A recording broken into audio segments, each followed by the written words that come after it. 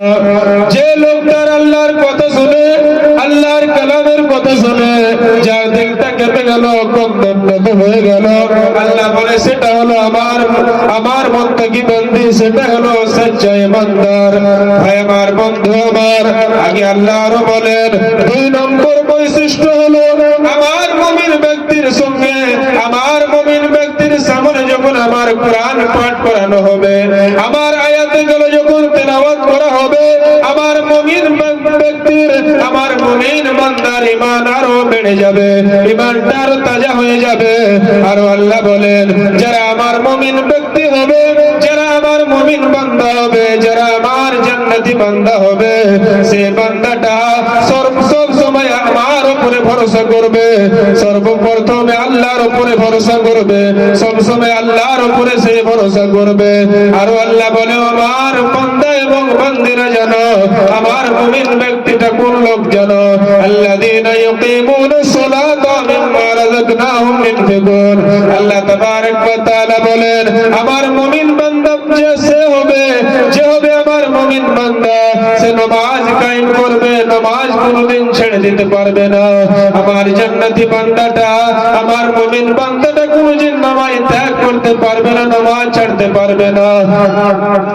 আল্লাহ বলেন নামাজ কায়েম করবে, আর আমি যা তাকে রিজিক দিয়েছি তা থেকে আমার পথে খরচ করবে, তা থেকে আমার পথে দান করবে। ভাই আমার, বন্ধু আমার, তাই আজকে আমরা কেমন মুসলমান? ভাই আমার, বন্ধু আমার, আপনি কি চাহেন না যে মুমিন ব্যক্তি আমিও বনবো? এখানে আজকে বছরে একবার জলসা হয়, আপনাদের গ্রামে বছরে একবার জলসা হয় আমি জানি। ভাই আমার, বন্ধু আমার, বছরে একদিন জলসা হয়েছে, তো আপনারা এসে বসেন, জলসা খতম হবে 12টার পরে 1টা ভোর, ফির জলসা খতম হয়ে যাবে। ভাই আমার, বন্ধু আমার, রোজগার জলসা নয়। এই জন্য আমি সর্বপ্রথম আপনাদেরকে অনুরোধ করব, গ্রামবাসী সবাইকে অনুরোধ করব যে আপনারা এসেন। ভাই এটা সোচিয়েন না যে যাবো বড় মৌলবি আসবে তখন যাব, এখানে বড় মৌলবি ছোট মৌলবির কোনো সওয়াল নাই। আপনি কোরআন শুনবেন, আপনার ঈমান তাজা হবে, ঈমান মজবুত হবে, আপনি জান্নাতে প্রবেশ করবেন। এখানে কোনো দ্বিধা নাই। আল্লাহ তাবারক ওয়া তাআলা বলেন ও আমার বান্দারা, তোমাকে আমি এমন একটি কিতাব দিয়েছি, সর্বশ্রেষ্ঠ কিতাব, এই কিতাব তোমাকে সিধা রাস্তাতে নিয়ে যাবে। কোরআন আল্লাহ তাবারক ওয়া তাআলা কেন নাযিল করেছে? ভাই আমার, বন্ধু আমার, মানুষকে সিধা রাস্তা দেখার জন্য। কোরআন আপনাকে সিধা রাস্তা দেখাবে। তো কোরআন যতক্ষণ পর্যন্ত আপনি সিধা রাস্তাতে না যাবেন তো নেকির কাম করতে পারবেন না। আর সিধা রাস্তাতে যাবেন, নেকির কাম করবেন, তখন আপনি সওয়াব পাবেন, আর তখন আপনি জান্নাতে যেতে পারবেন। আর আপনি সিধা রাস্তা পাবেন না তো নেকিটা কেমন করবেন? তো কোরআন আপনাকে সিধা রাস্তা দেখাইবে। কোরআন আপনাকে সিধা রাস্তা দেখেছে, তো সিধা রাস্তা কোরআন পড়বেন তাহলে আপনি সিধা রাস্তাতে পাবেন। আর কোরআন যদি না পড়েন তাহলে সিধা রাস্তা পাবেন না। ভাই আমার, বন্ধু আমার, আল্লাহ তাবারক ওয়া তাআলা বলেন আমি এই কোরআনকে পড়িয়েছি, ইন্না হাযাল কুরআন ইয়াহদি লিল্লাযী ইয়াকুমু ওয়া ইউবাশশিরুল মুমিনিনা আল্লাযীনা ইয়ামালুনাস সালিহাত।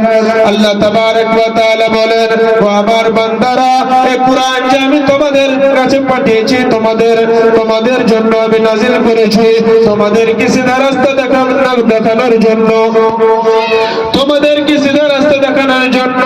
ও দুনিয়ার মুসলমানেরা, কোরআনকে যদি পড়ো তাহলে তুমি সিধা রাস্তা পেয়ে নিবে, অন্যায় অত্যাচার রাস্তা ছেড়ে দিয়ে তুমি ভালো কাজের দিকে চলে আসবে।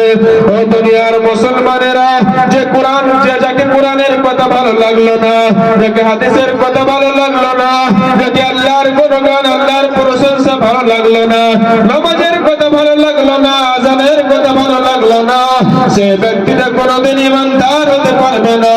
ভাই আমার, বন্ধু আমার, যাকে কোরআনের কথা ভালো লাগলো না, যাকে ওয়াজ নসিহত ভালো লাগলো না, দূরে সরে গেল, যে কোরআন থেকে দূরে সরে গেল, সে ব্যক্তিটা শয়তানের গোলাম হয়ে যাবে, শয়তানের বন্ধু হয়ে যাবে, শয়তানের দোষ হয়ে যাবে। এই জন্য ভাই আমার, বন্ধু আমার, আসমানের নিচে জমিনের উপরে যদি আপনি সিধা রাস্তা যদি দেখতে চান, সিধা পথ যদি আপনি খুঁজতে চান, তাহলে আপনাকে কোরআন পড়তে হবে, আপনি সিধা রাস্তা পেয়ে যাবেন। যতক্ষণ পর্যন্ত আপনি সিধা রাস্তা পাবেন না, সঠিক রাস্তা পাবেন না, ততক্ষণ পর্যন্ত আপনি ভালো কাজ করতে পারবেন না, নেকির পারবেন না। ও দুনিয়ার মুসলমানেরা, কুরআন আপনাকে চ্যালেঞ্জ করে বলতে পারে আসমানের নিচে জমিনের উপরে কোনো এমন কিতাব নাই যে আপনাকে অন্ধকার থেকে আলোর দিকে নিয়ে আসবে। আল্লাহ তাবারক ওয়া তাআলা বলেন, ইজ্জত যারা কোরআনের কথা মানবে, যারা কোরআনের কথা শিখবে, যারা কোরআনের কথাকে মেনে আমল করবে, আমি তাদের ইজ্জতকে বাড়ায় দিব, তাদের সম্মানকে বাড়ায় দেব। তাকে কেউ অপমানিত করতে পারবে না, লাঞ্ছিত করতে পারবে না, তাকে কেউ বেইজ্জতি করতে পারবে না। যে আমার কিতাবকে মানবে তার মাকামকে আমি আরো উঁচা করে দেব, তার সম্মানকে আরো আমি আল্লাহ বাড়ায় দেব। আল্লাহ তাবারক ওয়া তাআলা পবিত্র কুরআন কারীমের মধ্যে বলে দিলেন, ওয়ালিল্লাহিল ইজ্জাতু ওয়া লিরাসূলিহি ওয়া লিল মুমিনিনা ওয়ালাকিন্নাল মুনাফিকিনা লা ইয়ালামুন। আল্লাহ তাবারক ওয়া তাআলা বলেন, আল্লাহ তাবারক ওয়া তাআলা পবিত্র কুরআন কারীমের মধ্যে বলে দিলেন, ইজ্জত তো আল্লাহর জন্য, ইজ্জত তো রাসূলদের জন্য, ইজ্জত তো মুমিনদের জন্য, কিন্তু মুনাফিক জানে না। ও দুনিয়ার মুসলমানেরা, এখনই আপনি শুনলেন ইজ্জত হচ্ছে মুমিনের জন্য।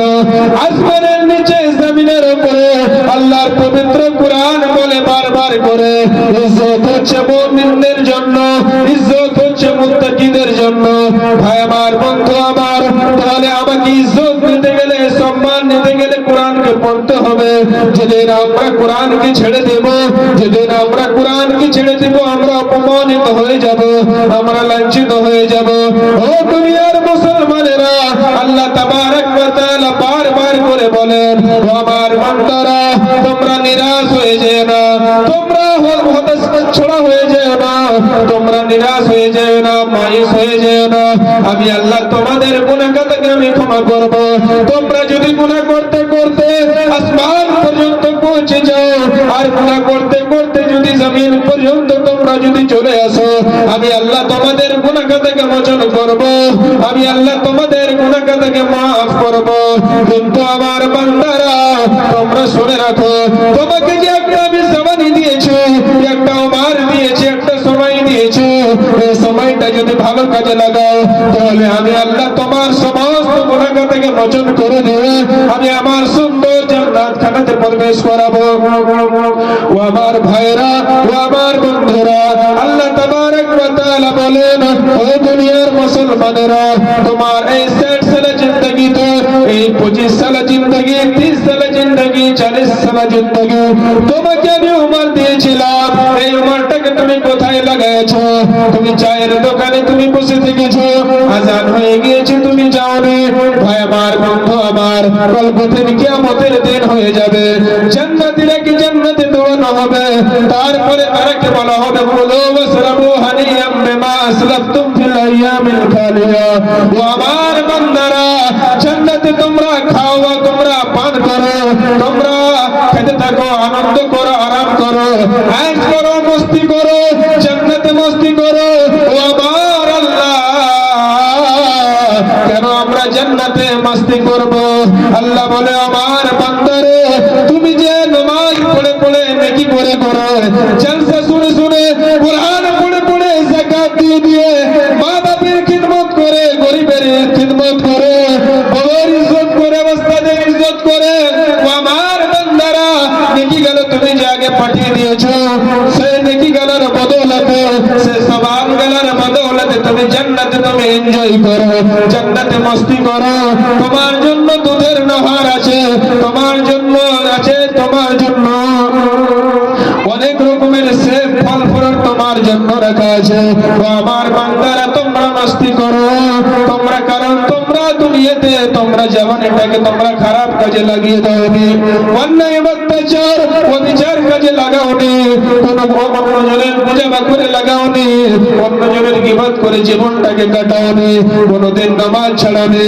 ও আমার বান্দারা, ঠান্ডার সময়তে তুমি যে ওযু করে আমার দরবারে এসে আমাকে রব্বুল আলামিন বলে ডেকেছিল, রব্বানা ফাগফির লানা যুনুবানা, হে আমার আল্লাহ, আমাকে মাফ করো, আমাকে ক্ষমা করো। তাই আমি আল্লাহ তোমার সমস্ত গুনাহকে মাফ করে দিয়ে, আমি আল্লাহ তোমার সমস্ত গুনাহকে ক্ষমা করে দিয়ে আমার জান্নাতে তোমাকে প্রবেশ করায় দিয়েছি।